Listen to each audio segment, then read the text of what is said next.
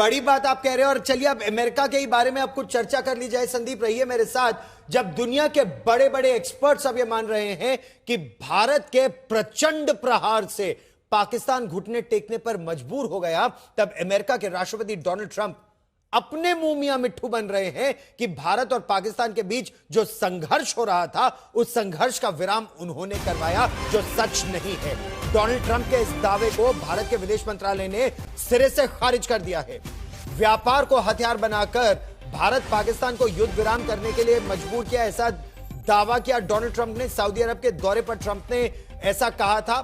भारत ने दो टूक कहा कि अमेरिका से सैन्य स्थिति पर बात हुई, व्यापार का मुद्दा बातचीत में कभी नहीं उठा, अमेरिका की तरफ से कोई दबाव नहीं था, यह भारत का निर्णय था।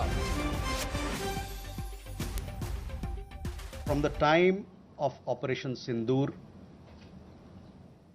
commenced on 7th May till the understanding on cessation of firing and military action on 10th May, there were conversations between Indian and US leaders on the evolving military situation. The issue of trade did not come up in any of these discussions. Just days ago, my administration successfully brokered a historic ceasefire to stop the escalating violence between India and Pakistan. And I used trade to a large extent to do it. I said, fellas, come on, let's make a deal. Let's do some trading. Let's not trade nuclear missiles. Let's trade the things that you make so beautifully. And they both have very powerful leaders, very strong leaders, good leaders, smart leaders. And it all stopped. Hopefully it'll remain that way, but it all stopped. On Saturday, my administration helped broker a full and immediate ceasefire, I think a permanent one, between India and Pakistan, ending a dangerous conflict of two nations with lots of nuclear weapons.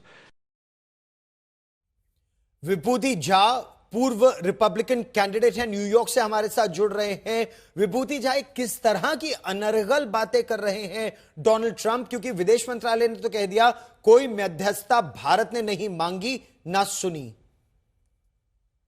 नमस्कार गौरव जी। नमस्ते। Trump वही करेंगे जो Trump को करना है, इस बात को हमें समझना पड़ेगा। वो किस तरह का, वो कहते नहीं, अंग्रेजी का फ्रेज है कि you have to understand the nature of the beast. An elephant, हाथी, चाहे इंडियन हाथी हो, शांति प्रिय हो, अमेरिकन हाथी हो, हाथी हाथी ही रहेगा। ट्रंप जो है वो विश्व में शांति और लड़ाई न हो, वो जानवर है। वो पीस के लिए कुछ भी करेगा। शायद हम हिंदुओं से ज्यादा पीसफुल है, वो पीस लविंग है, क्योंकि उसकी नेचर जो है, वो प्रकृति जो है उसकी है, वो बनाता है, बिल्डर डेवलपर है। नहीं, लेकिन उसको तो पाकिस्तान को बोलना चाहिए। आतंक पाकिस्तान फैलाता है, वो दोनों को इक्वेट कर रहा है, इंडिया और पाकिस्तान को। ये तो कहीं समझ की कमी है डोनाल्ड ट्रंप में, फिर तो भारत को लेकर और पाकिस्तान को लेकर। वो शांति के लिए कुछ भी करेगा, तो पाकिस्तान को बोले आतंक बंद करे। करेक्ट, वो हम कर रहे हैं। ट्रंप के साथ मैंने इस पे एक ट्वीट किया था ट्रंप को कि आपने जो भारत और पाकिस्तान को एक श्रेणी में जोड़ दिया, अपनी मित्रता मोदी और शरीफ का एक लेवल में जोड़ दिया, ये आपकी गलती है, ये मैंने कहा था। और मैंने ये भी कहा था कि आज आपने ये स्थापित कर दिया, हम आपके सपोर्टर हैं 2016 से। आपने फिर से अमेरिका को आपने मोस्ट मिसट्रस्टेड एलाई अगेन घोषित कर दिया।